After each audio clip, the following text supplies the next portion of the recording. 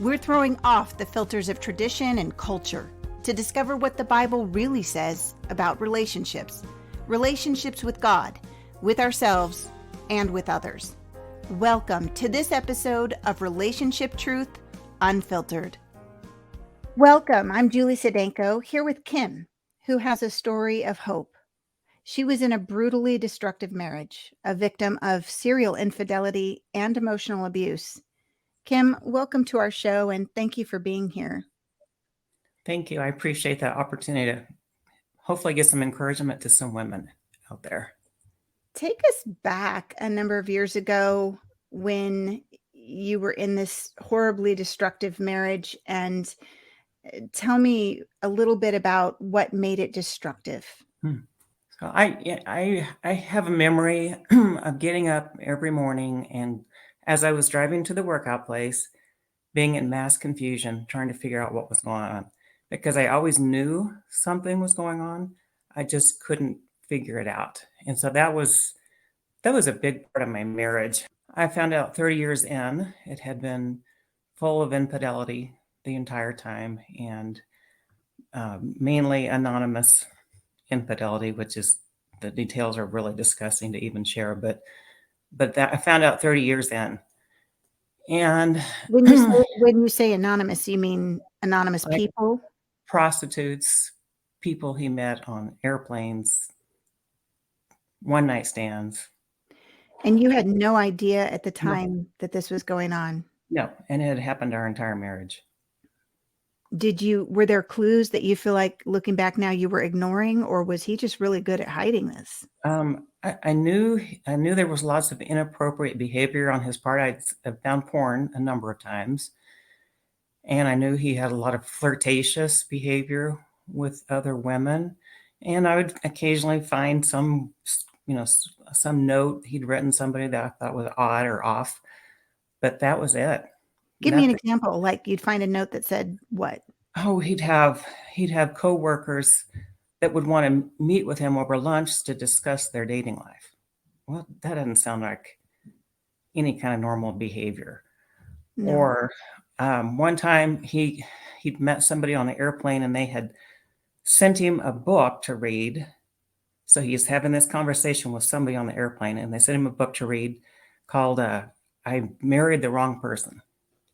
So he was meeting people on airplanes and having, that kind of discussion. And then he went back a few times to where he grew up and hooked up with an old, I don't know if she was ever even a girlfriend, but hooked up with her.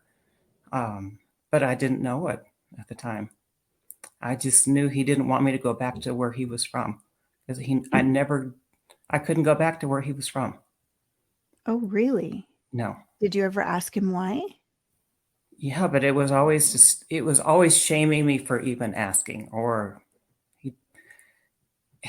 it's the strangest thing, but he wanted his own life where he grew up.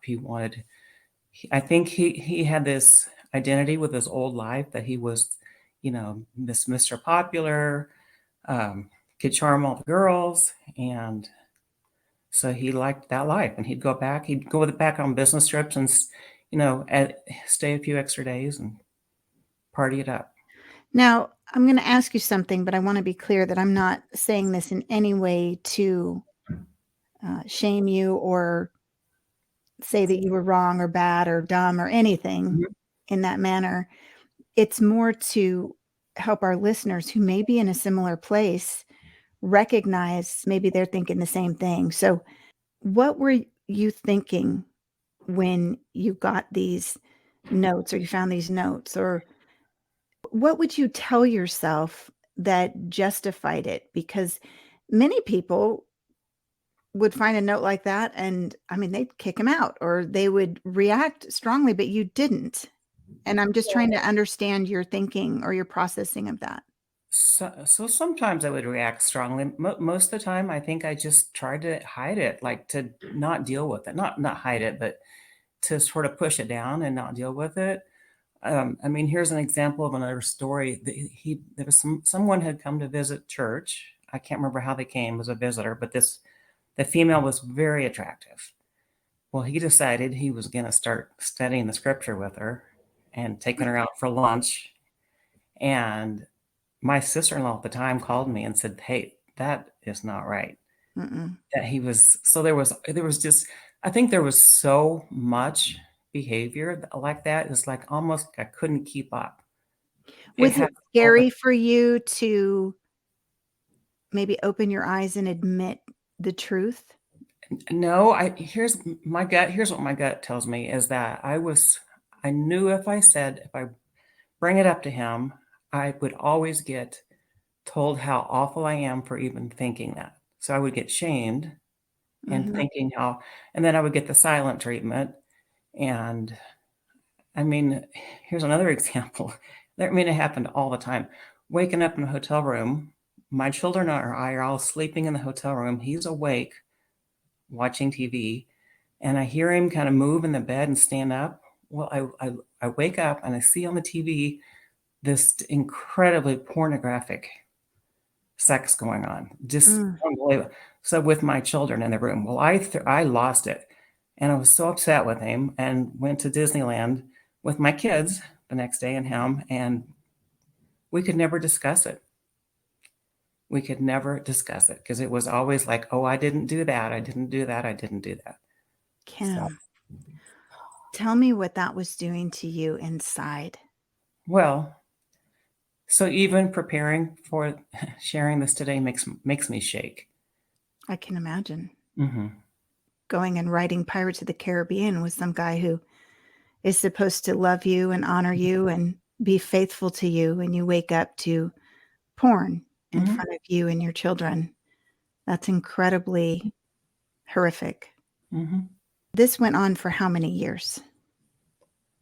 Oh, it happened the entire marriage. And you were married for how long? 40 years. You've been divorced now for how long? 3. Okay. So and I think there was a little component to it as well because I grew up in a very conservative church where divorce, you get told divorce is wrong, and to the point where I remember even hearing, even if he hits you, you can't divorce him. Really? So, yep, yep, What and about infidelity? Because isn't that the one out that you have? well, so when this all came out 30 when at after 30 years of marriage, he confessed that he really got caught, but he confessed it. The details of that I'm not sure I could even share on the show because they're so bad, but he confessed it, and I thought, okay, now I know what's been going on. And he was going through all that. He went through sexual addiction therapy and had all this accountability. So I had a lot of hope for it for our marriage, thinking, okay, now it's finally going to turn around. Yeah. And it looked like it was for maybe a year, but it wasn't. And the thing I can look back on see is what happened is that all the things the way he treated me before, all started show back up, Mm. where I was the one at fault, where I was given the silent treatment, where I was always this, too much of this, not enough of this. And so he was just treating me the very same. And Mm. so it's like, I should have known he's back to his old ways of doing things. But again, he was so good at hiding things that I just didn't know. And I found a few pieces of evidence. So I had enough to know he's still in the behavior, and combined with figuring out my whole marriage had been an abuse. So I can't even explain why it took me so long, except I think I was truly shamed. And he, in doing this, put you in danger as well. I mean, physically, I'm sure you had to go through testing and Oh, all yes. kinds of things, which Yes, is I did. humiliating as well. Very much so. Very much so. It's a horrific story. My youngest daughter had found out she's pregnant. She's given up a baby for adoption. It's heartbreaking. Mm. So I can hardly take it then. And then I'm not doing well with just that information. Then I find out my mom has breast cancer. Trying to deal with that.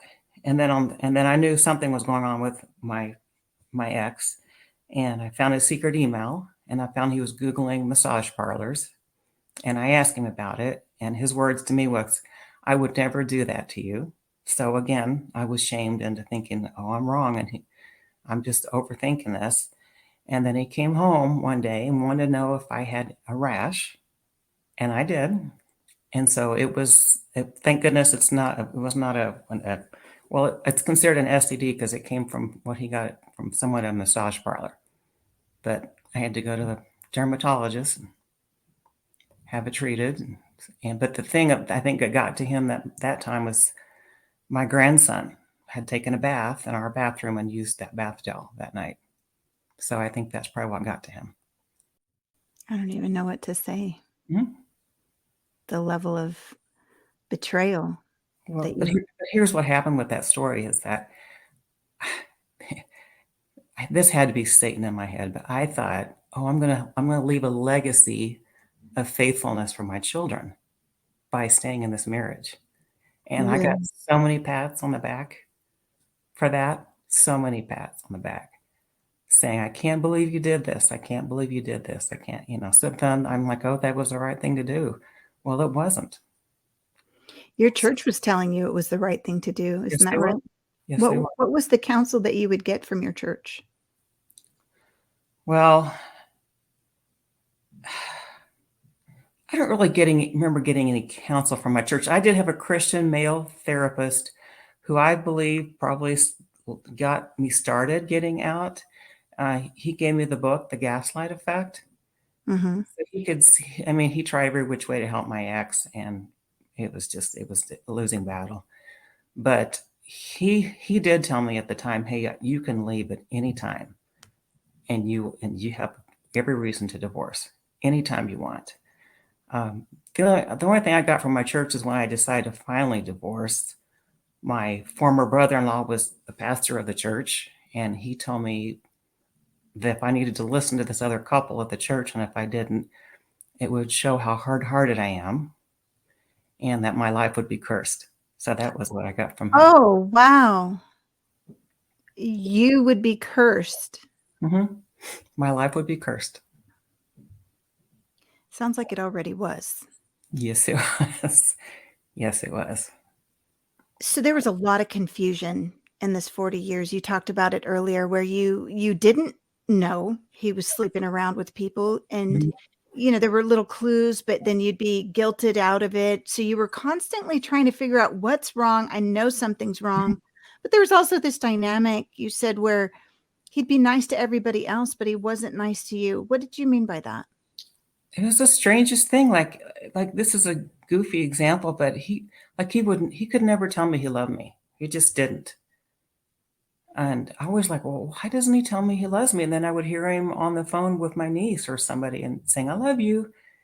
And so, and then he'd just be willing to go bend over backwards to help people out. I mean, here's another horrific story. He had what I think is probably an emotional affair with somebody from church. And when I discovered it and went to talk to her, he told me that I needed to be something about kind to this other person because what if she's suicidal? So he's more concerned about the person he had the emotional affair with than he is with me. So it's just, I mean, it was just, he would be like, I would come, you'd come home behind the four walls with him, and he's a way different person with me than he is out there in the world. He's just Mr. Good Guy. He can pull it off.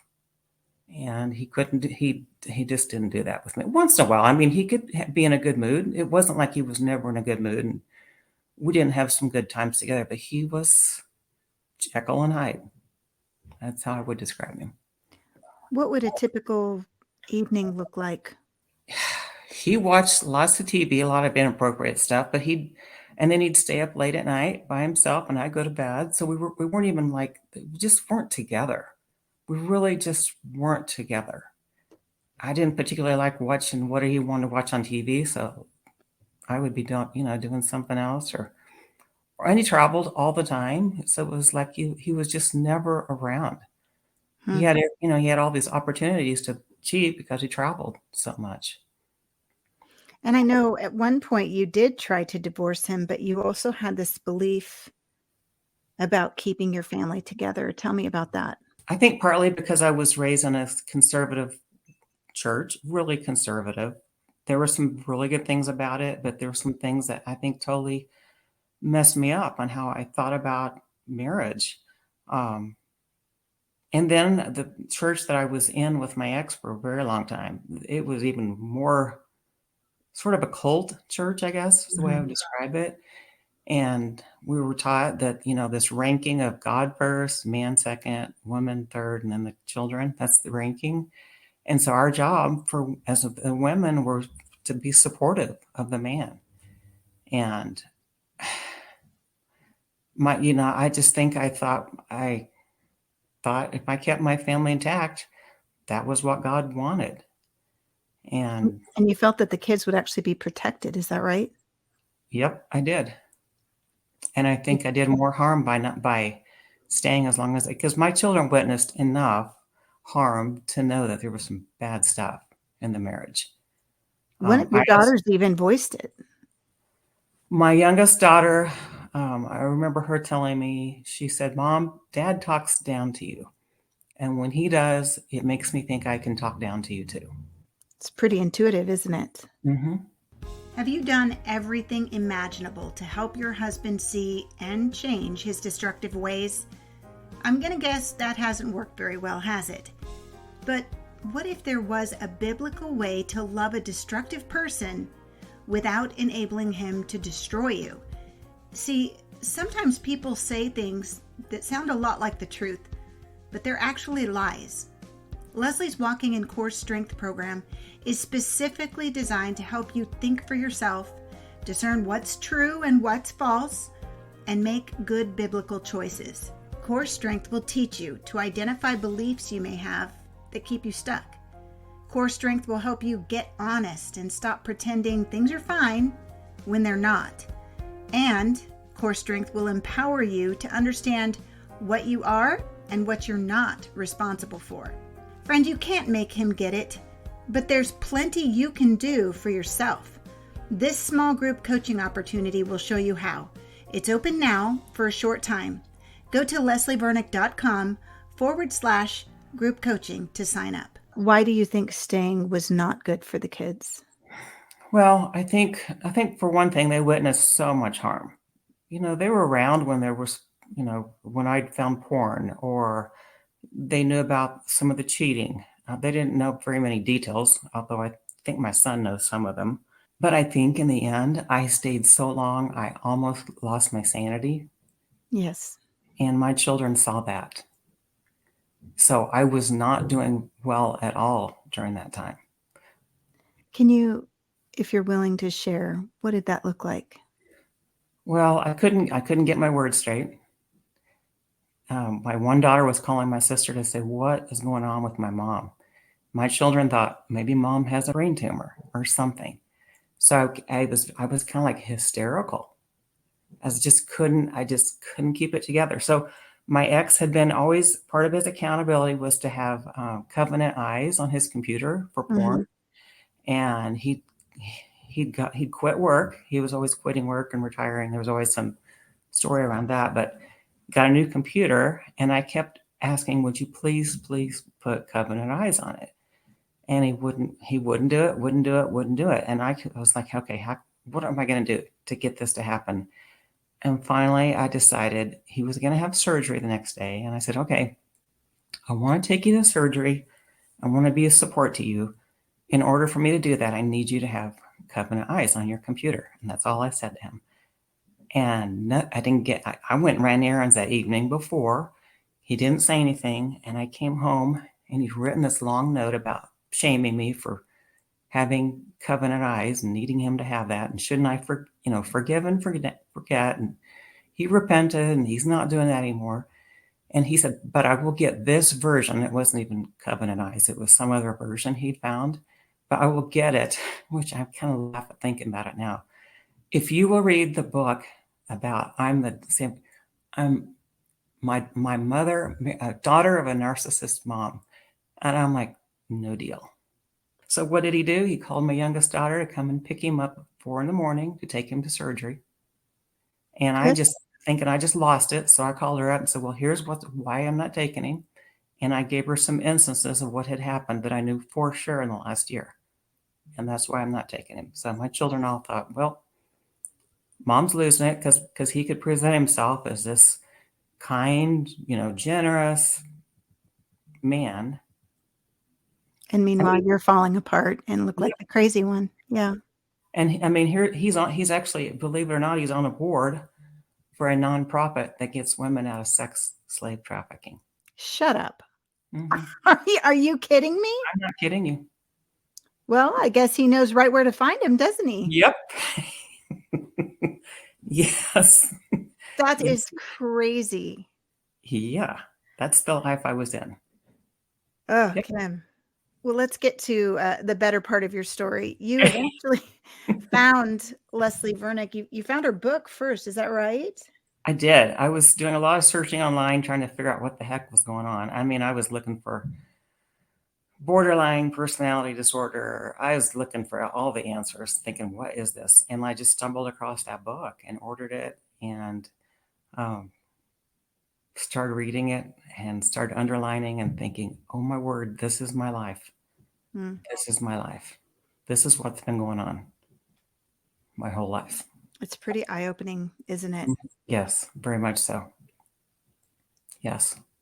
And isn't it wonderful to read a Christian perspective that isn't saying, well, you're bad because you're not forgiving and you're not forgetting and you're not submitting, Mm-hmm. but saying, no, God does not care more about your marriage than you. Mm-hmm.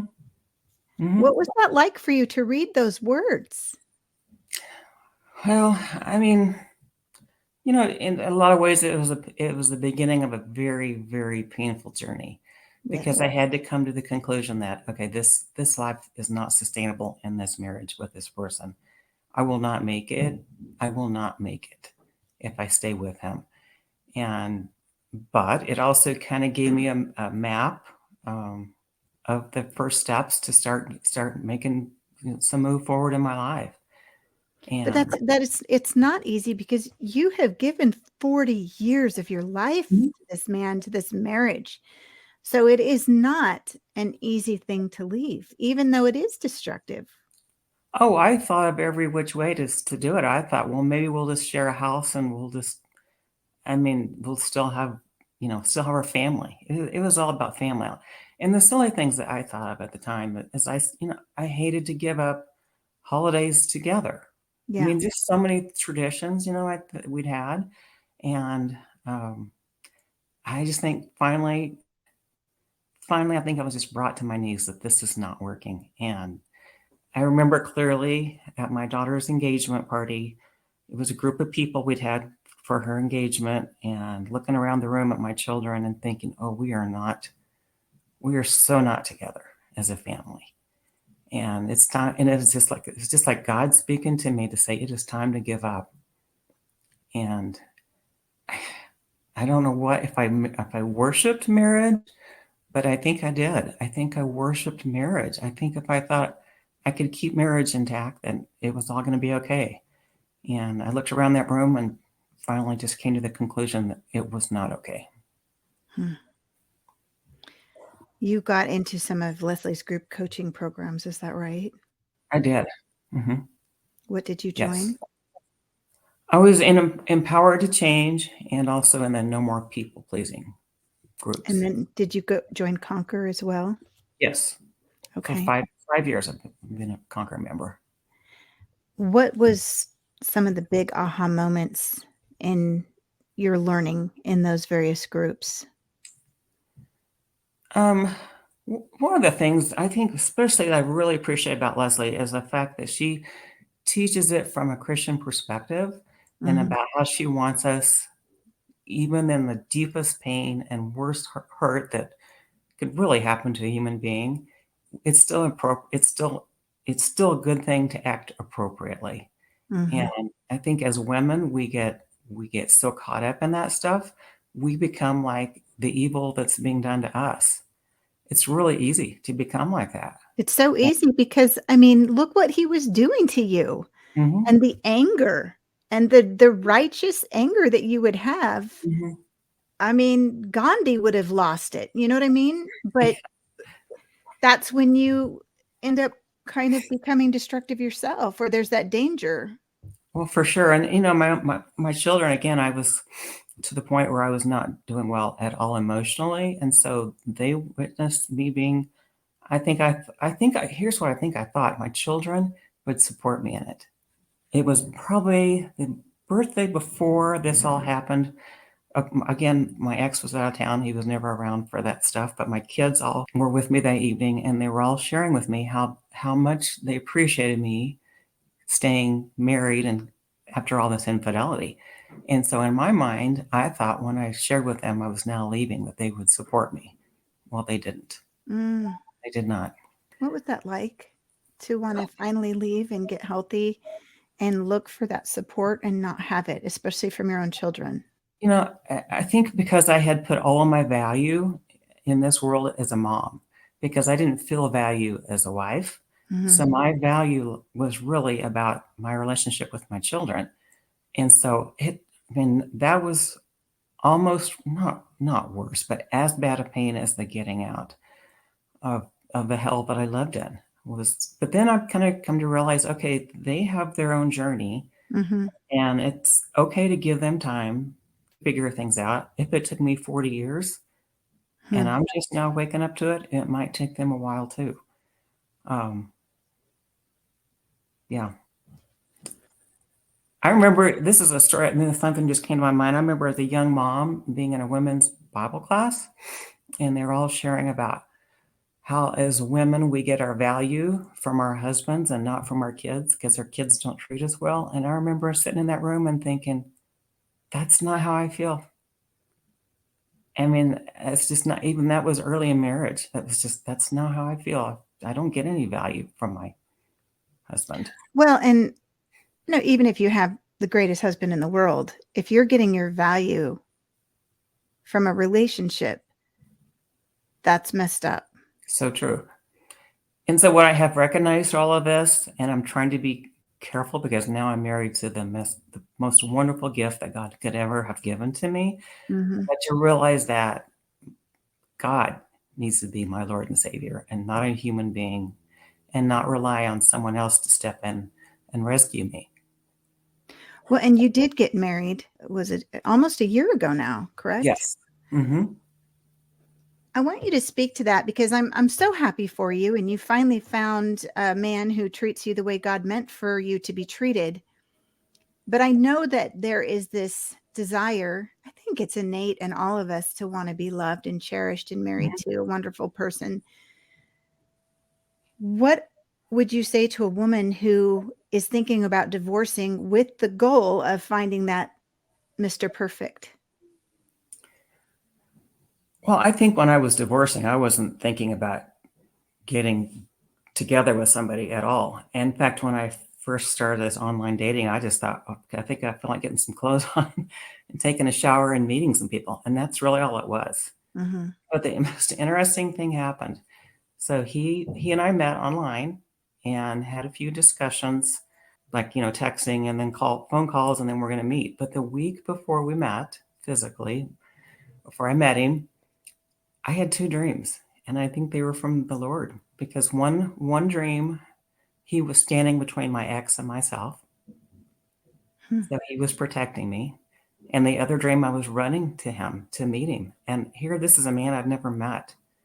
So I just feel like it was, and we both feel like just a gift from the Lord that we've been given this chance to. It's the craziest thing.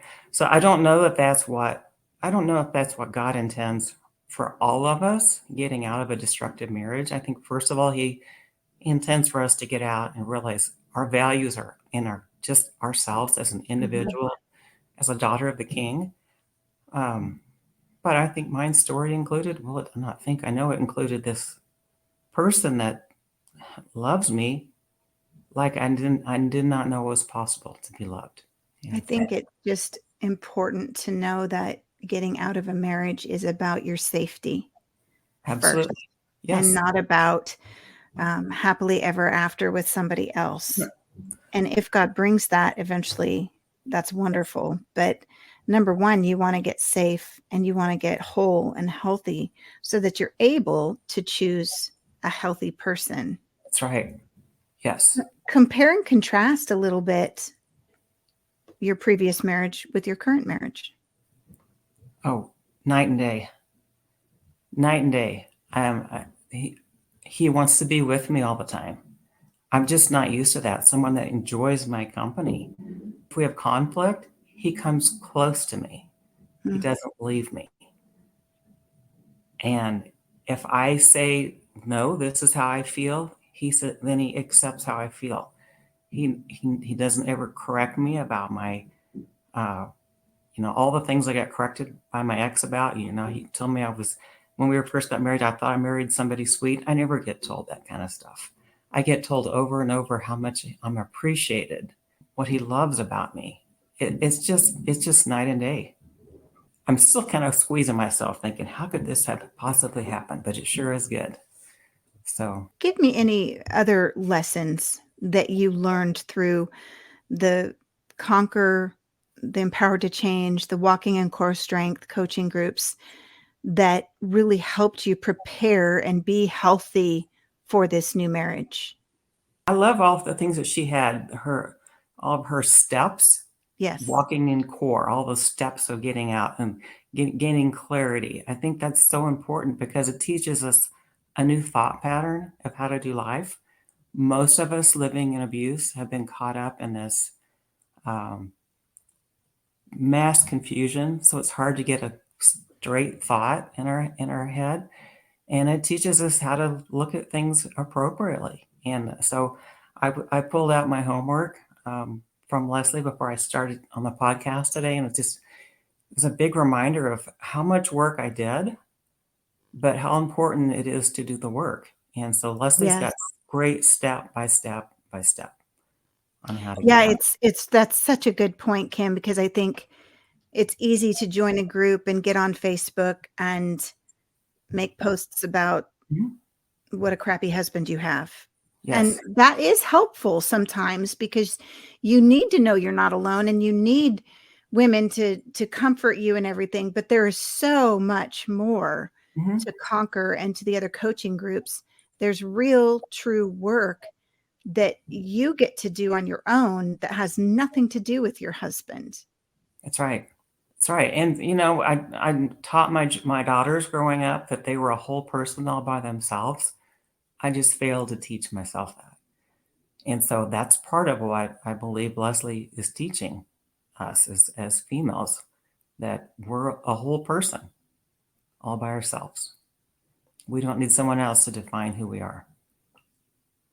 Kim, if you could offer one piece of advice to a woman who is listening and in a similar situation that you were, what would you say? Don't be afraid to open your eyes to the truth.